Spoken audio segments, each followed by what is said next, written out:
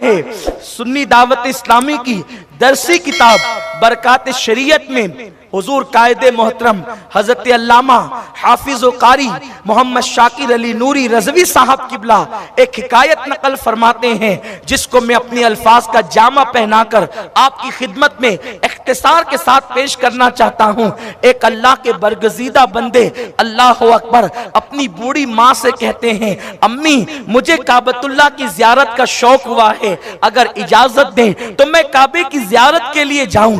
बूढ़ी माँ ने अपने बेटे से कहा, बेटे तुम बार बार काबतुल्लाह शरीफ की जियारत कर चुके हो, इसलिए मैं तुम्हें इस वक्त जाने की इजाजत नहीं देती। उन्होंने सोचा आखिर काबे ही की जियारत के लिए तो जा रहा हूं, वो कौन सा गुनाह है। तो आप माँ की इजाजत के बगैर, यानी माँ ने ना कह दिया, उसके बावजूद भी घर से निकल पड़े। लेकिन मंसूबा ये था कि दिन भर चलेंगे और रात जो शहर या गांव मिलेगा वहां पर पूरी रात इबादत करेंगे और बहुत मुख्तसर वक्त सो करके फिर रवाना हो जाएंगे। इस शान से सफर जारी करने का इरादा है। निकल गए। दिन भर तो माँ को एहसास ना हुआ। रात को माँ ने पुकारा, बेटा कहाँ है तू। जब कोई जवाब न आया तो माँ का दिल बेचैन हो गया, माँ का दिल मुस्तरिब हो गया, माँ बेकरार हो गई और कहने लगी, अच्छा मेरे ना कहने के बावजूद भी तू काबतुल्लाह के सफर के लिए चला गया। बस ये जुमले कहने के बाद माँ की ममता तड़पी है और तड़पने के बाद एक अजीब सा गुस्सा आया है और जबान से दो जुमले निकल गए, अल्लाह मेरी इजाजत के बगैर वो निकला है, काबे तक पहुंचने न पाए। बस इतना कहना था। ऐ खातून जन्नत की कनीजों, मैं तुमसे अर्ज करता हूं, अगर तुम्हारी औलाद तुम्हें कितना ही सताए तुम उन्हें कभी बद्दुआ न दिया करो, इसलिए कि माँ की दुआ भी फौरन कबूल होती है और माँ की बद्दुआ भी फौरन कबूल होती है। तुम अपनी औलाद को जज्बात में आकर बद्दुआ दे देते हो, लेकिन जब वो बद्दुआ का असर जाहिर होता है तो तुम ही तो तड़पते हो, तुम ही तो बेचैन होते हो। बहुत सारी औरतें अपने बच्चों को गुस्से में पागल कह देती है, अपने बच्चों को गुस्से में बदमाश कह देती है, अपने बच्चों को गुस्से में नाफरमान कह देती है। ये पागल, ये बदमाश, ये नाफरमान तुम्हारे मुंह से निकलेगा। सही माना में नाफरमान हो गया तो, सही माना में पागल हो गया तो, सही माना में बदबख्त हो गया तो, सही माना में कमबख्त हो गया तो, इसलिए अपने बच्चों को गुस्से में भी गलत न कहो। अगर कहना ही है तो जलालतुल इल्म उस्ताजुल उलमा हाफिज अब्दुल अजीज मुरादाबादी हुजूर हाफिज मिल्लत से सीखो।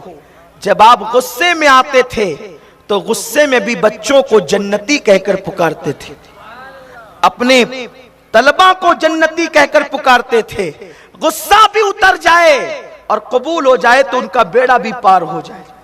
मेरे प्यारे आका सल्लल्लाहु अलैहि वसल्लम की कनीजों, तो इसलिए अपने बच्चों को बुरे अलकाबात से याद न करो, अपने बच्चों को बदबख्त न कहो, कमबख्त न कहो, इसलिए कि माँ के जुमले अल्लाह औलाद के हक में कबूल करता है। अच्छा कहोगे तो भी कबूल करता है और बुरा कहोगे तो भी कबूल करता है। इसलिए बहुत एहतियात की जरूरत है, बहुत एहतियात से काम लेने की जरूरत है। तो अर्ज ये कर रहा था, माँ की जबान से निकल गया कि अल्लाह मेरी इजाजत के बगैर निकला है, मेरी नाफरमानी करते हुए निकला है, काबे तक पहुंचने न पाए। वो बुजुर्ग चलते हुए एक गांव में रात के वक्त पहुंचे और वहां पहुंचने के बाद सोचा कि मंसूबे के मुताबिक, प्लान के मुताबिक, शेड्यूल के मुताबिक नमाजें पढ़नी है। मस्जिद ढूंढी और वहां पर नवाफिल शुरू कर दिया। क्या था, उस रात उस गांव में चोर आए और उन्होंने चोरी का इरादा किया। लोग बेदार हो गए, चोर चोर कहकर एक दूसरे को होशियार करने लगे और उसके बाद फिर ये था, उन चोरों के पीछे पूरा गांव भागने लगा।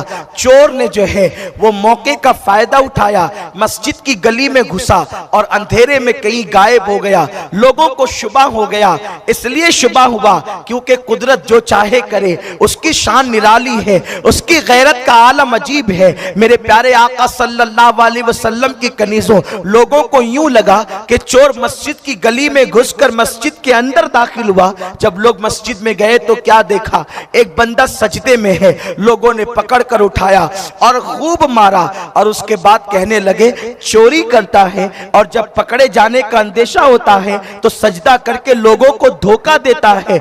अल्लाह अकबर। सिपाहियों के हवाले कर दिए गए और जब सुबह हुई काजी के सामने मुकद्दमा पेश किया गया। काजी ने कहा कि जो शख्स चोरी करके पकड़े जाने के खौफ से सजदे को बदनाम करे उसकी सजा ये है, उसकी आंखें काट के निकाल ली जाए, उसके हाथों को काट दिया जाए, उसके पैरों को काट दिया जाए, इस तरह से मामला किया जाए। फिर लोगों के सामने हाथ पैर और आंखें काट दी गई। काजी ने ऐलान किया, लोगों ये उसकी सजा है जो चोरी करके मस्जिद में घुसता है, छुपता है और सजदे को बदनाम करता है। इतना काजी कह रहा था, उस बुजुर्ग ने कहा ये न कहना काजी साहब कि ये उस चोर की सजा है जिसने सजदे को बदनाम किया। अब मैं जो कहता हूं ऐलान वो करो। आप ये ऐलान करें ये उस ज़ायरे काबा की सजा है जो अपनी मां की नाफरमानी करते हुए काबे की जियारत के लिए जा रहा था। जुमलों में इतनी तासीर थी, लोगों के दिल लरस गए, लोग बेचैन हो गए और पूछा आप कौन है? तो आपने बताया। लोगों ने कहा अरे ये तो उस बस्ती के वली हैं, बुजुर्ग हैं और लोग इनका एहतराम करते हैं। अगर लोगों को पता चल गया तो वो हमारे शहर की ईंट से ईंट बजा देंगे। जल्दी से खामोशी से इनको इनके गांव पहुंचा दो ताकि वहां वालों को खबर न हो। जब दूसरी रात आई, गांव वाले ले जा करके उनको कहीं छोड़ आते उसी गांव के अंदर। अल्लाह अकबर। जब दूसरी रात आई तो मां को अपने बेटे की याद आई, ममता तड़प गई। कल तो बद्दुआ दे ही दी थी, आज कहती है मेरे अल्लाह मेरे बेटे को मुझसे मिला दे, वो किस हाल में है। अभी ये जुमले कहे ही थे कि अल्लाह अकबर। बाहर से आवाज आई, है कोई गरीब को खाना खिलाने वाला?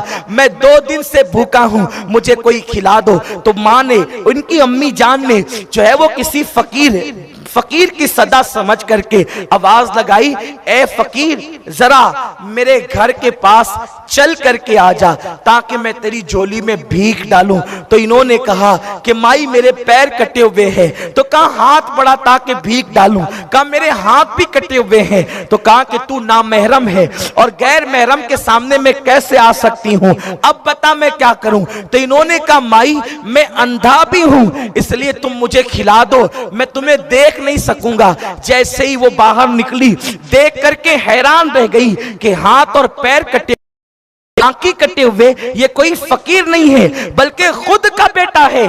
बेचैन होकर के बेटे से लिपट गई, बेटे तेरा हाल क्या है? फौरन मां को उन्होंने पहचान लिया और कहा मां मैं तेरी इजाजत के बगैर काबतुल्लाह जा रहा था इसलिए मेरा ये हश्र हुआ। लेकिन मां थी, ममता तड़प गई, बेचैन और बेकरार हो गई। अर्ज करती अल्लाह इस गम को न मैं बर्दाश्त कर सकती हूं न मेरा बेटा बर्दाश्त कर सकता है। मेरे परवरदिगार अब इसको भी उठा ले और मुझे भी उठा ले। इतना कहना था कि उस खातून का भी इंतकाल हो गया, उस बुजुर्ग का भी इंतकाल हो गया। ऐ खातूने जन्नत की कनीजों, ऐ मेरी कौम की बच्चियों, मुझे बताओ वक्त का वली कहलाने वाला, वक्त का साहिबे करामत बुजुर्ग कहलाने वाला मां का कहना तोड़कर अगर काबतुल्लाह के कुर्ब में जाए तो अल्लाह उनको नाकाम कर देता है और उनका ये अंजाम करता है। तुम किसी के बहकावे में आकर माँ बाप की नाफरमानी करके किसी की दोस्ती की तरफ जा रही हो, किसी की मोहब्बत की तरफ जा रही हो, किसी की उल्फत की तरफ जा रही हो, याद रखो दुनिया के तोहफे फानी हैं, माँ बाप की मोहब्बत को फना जो है वो दुनिया के एतबार से और अल्लाह अकबर हुदूद के एतबार से अल्लाह अकबर माँ बाप की मोहब्बत को फना नहीं है। मेरे प्यारे आका अलैहिस्सलाम की कनीजों, माँ बाप वो हैं कि कब्र में जाने के बाद भी वो अपनी औलाद से मोहब्बत करते हैं। सैयदी आला हज़रत इमाम अहले सुन्नत मुहद्दिस बरेलवी रहमतुल्लाहि ताला अलैह लिखते हैं अपने रिसाले के अंदर कि माँ बाप के हुकूक में बादे विसाल एक हक जो तमाम हक पर सबसे फौकियत रखता है और जो सबसे बड़ा हक है वो ये है कि मरने के बाद कोई ऐसा अमल न करना माँ बाप की वफात के बाद कि जिस अमल की वजह से तुम्हारे माँ बाप को तकलीफ पहुंचे। तुम माँ बाप की मौत के बाद बुरा अमल करोगे तो तुम्हारे आमाल से माँ बाप को वाकिफ कराया जाता है। अच्छा करोगे तो माँ बाप खुश होते हैं, बुरा करोगे तो माँ बाप के दिल को तकलीफ पहुंचती है। ऐ खातून जन्नत की कनीजों, और फिर याद रखना, जैसा बोगे वैसा काटोगे। अगर आज तुमने अपने माँ बाप को धोखा दिया, उनकी मोहब्बत की कदर न की और लाउबालीपन की बुनियाद पर तुमने गलत फैसले कर लिए, तो कल तुम्हारी औलाद भी तुमको इससे बदतर दिन दिखाएगी। और उस दिन जब तुम तड़पोगे, तुम्हें तुम्हारे माँ बाप की याद आएगी, तो उस वक्त तो तुम्हारे लिए कोई पनाहगाह ना होगा। इसलिए याद रखना, मुझे अच्छी तरह याद आता है कि अजमेर शरीफ की सरजमीन पर हम सब लोग अपने कायदे मोहतरम हुजूर अमीर सन्नी दावत इस्लामी के साथ थे। हजरत किबला की आदत के अक्सर अजमेर शरीफ के उर्स के मौके पर वो अपनी वालिदा को फ़ोन किया करते थे। इंतकाल के बाद वालिदा के जब पहली छठी आई तो हजरत को उनकी वालिदा की याद आई, तो हजरत ने हम लोगों को एक शेर सुनाया था जिसकी लज्जत आज भी महसूस होती है कि माँ की गोद, बाप की गोद माँ का आंचल, बाप की गोद माँ का आंचल। हम भी कभी तख्त ताज वाले थे। बाप की गोद तख्त से कम नहीं है और माँ का आंचल ताज से कम नहीं है। खुदा की इज्जत की कसम, जो लोग तख्त ताज के लिए लाशें गिरा रहे हैं, उन्हें अगर पता होता कि बाप की गोद की लज्जत तख्त पर बैठने से बेहतर है और माँ के आंचल की लज्जत ताज की लज्जतों से बेहतर है, तो वो अपने माँ बाप के दामन में पनाह ले लेते। ऐ खातून जन्नत की कनीजों, होश के नाखून लो, तुम्हें भी कल माँ बनना है। अपने माँ बाप का दिल न दुखाना। और फिर एक मर्द के लिए सबसे बड़ा हक उसके माँ बाप का है, और एक औरत के लिए सबसे बड़ा हक पहले उसके शौहर का है, उसके बाद माँ